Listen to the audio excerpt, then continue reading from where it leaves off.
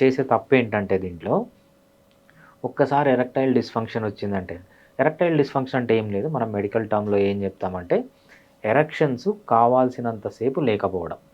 Okay. So, క్లైమాక్స్‌కొచ్చేంత వరకు అంటే duration గానీ, క్వాంటిటీ ఆఫ్ ఎరెక్షన్ గానీ, క్వాలిటీ ఆఫ్ ఎరెక్షన్. క్వాంటిటీ అంటే ఏంటి? కావాల్సినంత సేపు ఎరెక్షన్ ఉండాలి.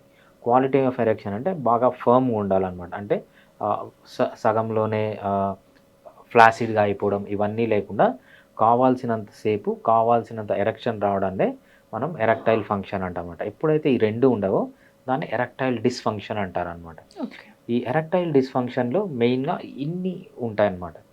మెయిన్‌గా వీళ్ళు చేసే తప్పేంటంటే, వాళ్ళు ఒకటే గుర్తుపెట్టుకుంటారు జనాలు. ఎరెక్టైల్ డిస్‌ఫంక్షన్ అంటే టెస్టోస్టిరాన్ హార్మోన్ అనేది గుర్తుపెట్టుకుంటారు. వీళ్ళు ఒక డాక్టర్ దగ్గరికి రారు, ఏమీ రారు. జస్ట్ ఒక ఏదో యూట్యూబ్‌లో వీడియోలు చూసి, అవి చూసి డైరెక్ట్ ఇంకా డయాగ్నోస్టిక్ సెంటర్‌లోకి పోయి హార్మోనల్ టెస్టులు మొదలుపెడతారనమాట.